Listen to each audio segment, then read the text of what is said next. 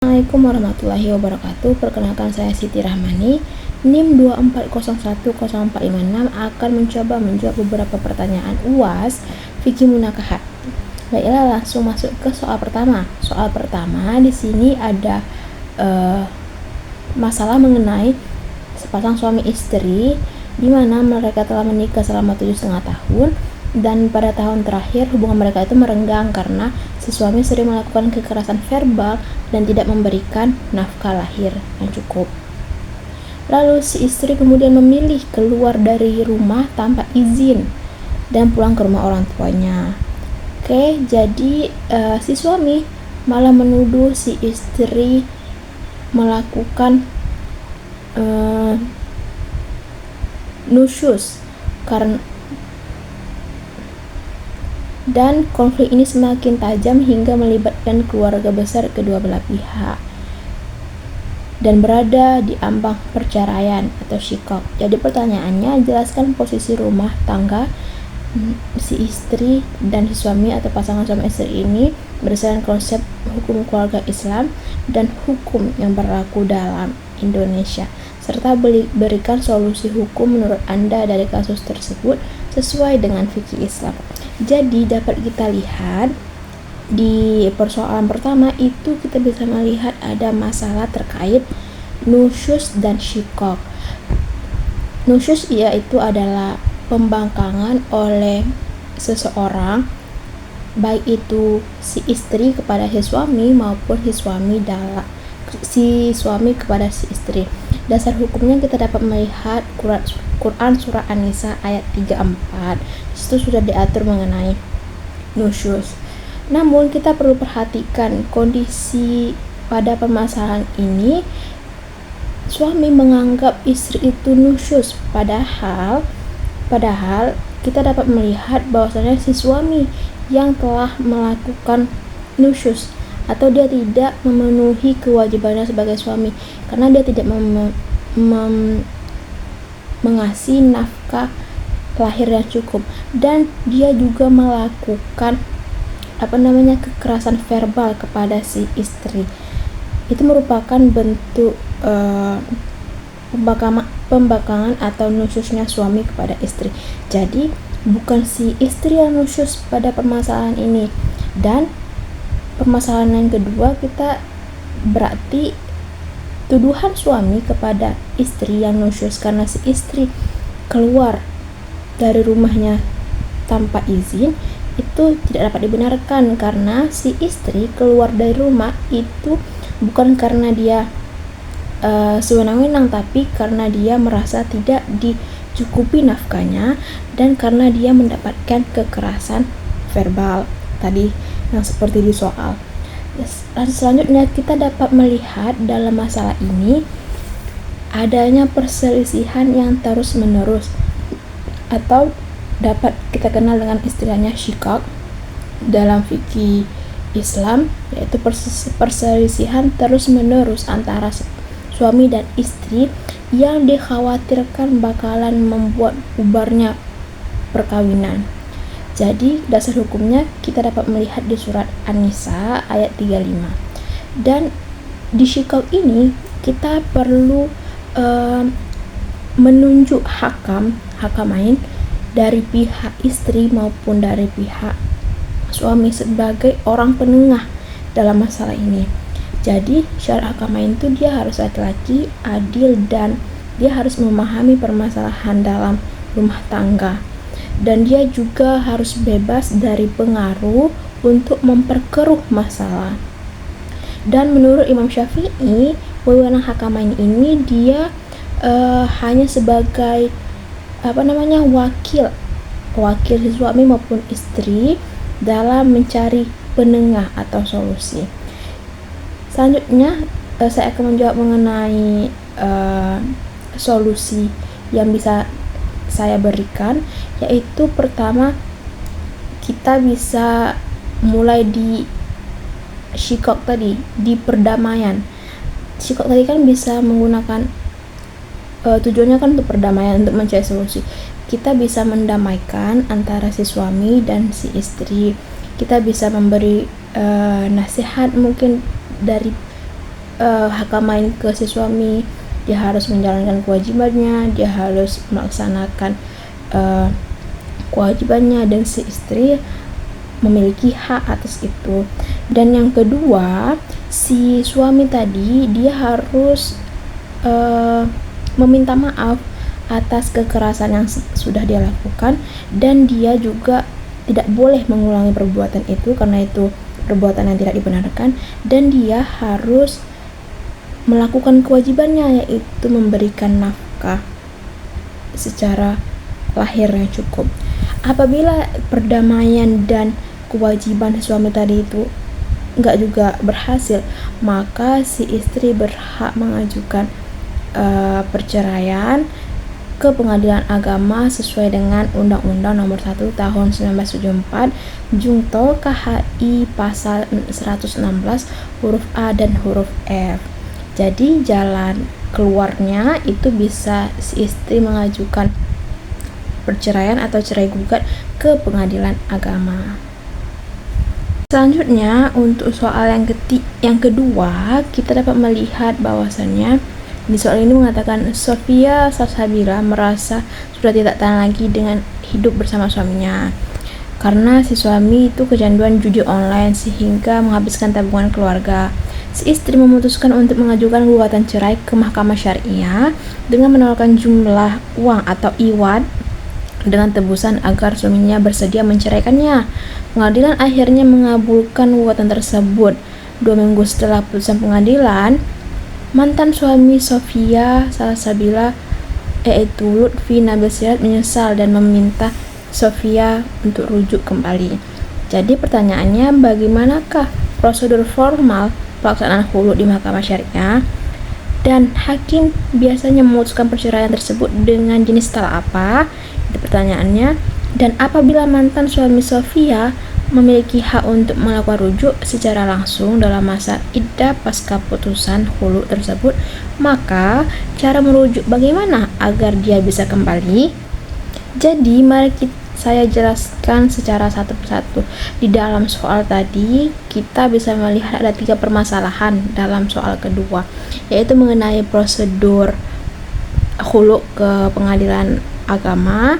Setelah itu talak apa yang jatuh pada permasalahan ini, dan bagaimana apakah si suami bisa rujuk kembali kepada istrinya. Jadi yang pertama, prosedur ke pengadilan agama itu si istri bakalan mengajukan gugatan perceraian atau cerai gugat ke pengadilan agama tadi, pengadilan agama Mahkamah Syariah ya, dalam hal ini karena di Aceh Mahkamah Syariah Aceh Besar. Jadi si istri mengajukan gugatan perceraian ke pengadilan. Setelah itu pengadilan bakalan prosesnya tuh pertama tuh mediasi, yaitu bisa nggak damai nih antara si suami dan si istri. Setelah itu apabila tidak berhasil, maka hakim dapat melakukan persidangan lanjutan, yaitu memeriksa berkas-berkas yang ada. Lalu karena ini hulu itu kan saya harus menjelaskan tentang hulu. Hulu itu adalah perceraian suami istri yang si istri yang meminta, dengan si istri ini memberikan kompensasi ke si suami atau tebusan lah istilahnya. Dasar hukumnya ada di Quran surah Al-Baqarah ayat 229 ya, 229. Tadi prosedurnya yang keempat kan, yang keempat itu penetapan iwad. Namun seharusnya dalam kasus ini kan si suami kan dia khulu itu terjadi karena si istri, karena si suami ini kecanduan online. Artinya si suami ini udah nggak patuh terhadap syariat. Seharusnya dalam kasus ini itu menurut kalangan ulama, si laki-laki nggak bisa dapat tebusan, nggak dapat iwad, karena sebab si istri minta cerai karena perbuatan zalim si suami, itu seharusnya. Dan yang terakhir prosedurnya itu yaitu putusan pengadilan. Selanjutnya mengenai jenis talak. Jadi putusan jenis Selanjutnya yang kedua itu mengenai jenis talak dalam khuluk. Jadi pengadilan memutuskan jenis talaknya itu adalah talak bain sugra. Dasar hukumnya kita dapat melihat ada hadis, yaitu hadis Nabi yang diriwayatkan oleh Bukhari, dan kita juga dapat melihat di kompilasi hukum Islam di pasal 119 ayat 2 huruf B yang mengatakan bahwasanya talak bain sugro adalah talak yang tidak bisa rujuk kembali, tapi bisa menikah kembali dengan akad dan mahar yang baru. Mengenai permasalahan yang ketiga, apakah si suami itu bisa rujuk? Itu jawabannya tidak bisa rujuk secara langsung, karena kan ini kan khuluk. Jadi kan istri itu telah membayar tebusan kepada si suami. Jadi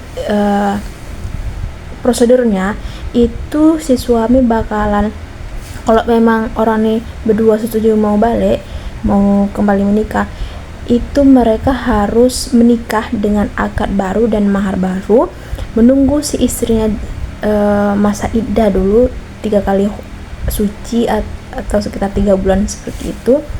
Jadi setelah selesai masa iddah, karena ini merupakan talak bain sugro, maka si suami dan si istri kalau memang mereka mau rujuk, mereka bisa rujuk, bukan rujuk istilahnya, melainkan akad baru, pernikahan baru dengan mahar baru juga yang disaksikan dengan wali dan persyaratan-persyaratan yang lainnya yang harus dipenuhi. Selanjutnya mengenai soal yang ketiga, di sini soalnya Muhammad Afzal Zikriya Dasri, si suami dan si istri adalah kita bilang suami dan istri resmi bercerai di Mahkamah Syariah Aceh Selatan. Mereka memiliki seorang anak kandung yang berusia 4 tahun. Sang ayah menuntut agar hak asuh anak jatuh ke tangannya dengan alasan bahwa ia memiliki penghasilan yang jauh lebih besar daripada istrinya, daripada ibu si anak yang tidak bekerja.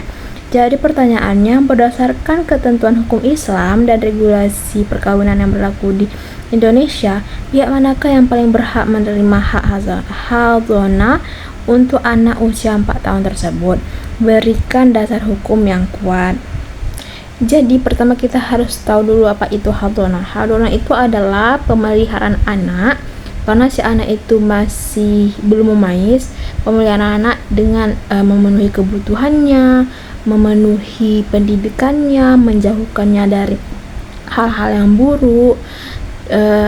Dasar hukumnya kita dapat melihat di Quran Surah At-Tahrim ayat 6 dan Quran Surah Al-Baqarah ayat 233 mengenai upah hadonah. Syarat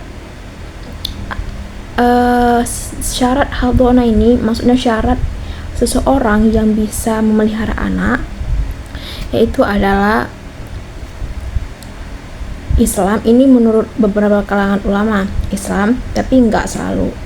Tapi menurut beberapa pandangan lain itu boleh juga non Islam. Yang kedua, dia harus memiliki pengetahuan tentang pola asuh yang baik, dan yang ketiga dia harus memiliki perilaku yang budi pekerti yang baik, dan yang keempat dia tidak sedang menikah atau melamar mahram orang yang bukan mahram si anak. Jadi menurut ulama Syafi'i,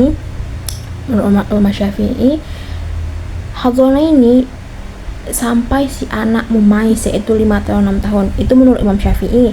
Tapi kalau kita lihat dalam kompilasi hukum Islam, peraturan Indonesia itu sampai si anak umur 12 tahun. Lalu si anak bisa memilih dia mau ikut sama ayahnya atau mau ikut sama ibunya. Kita lihat dari permasalahan yang soal tadi, bahwasannya si ayah beranggapan dia memiliki finansial yang lebih daripada ibunya. Tapi dalam hal ini, karena si anak ini masih 4 tahun, bukan berarti si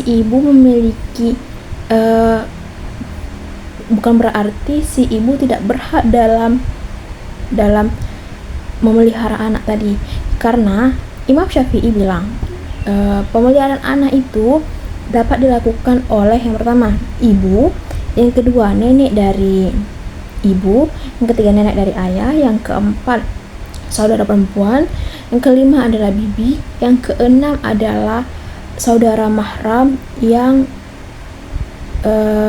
berdasarkan warisan, urutan warisan. Jadi bisa kita lihat dalam hal ini itu ibulah yang memiliki hak untuk memelihara anak, apalagi si anak masih 4 tahun.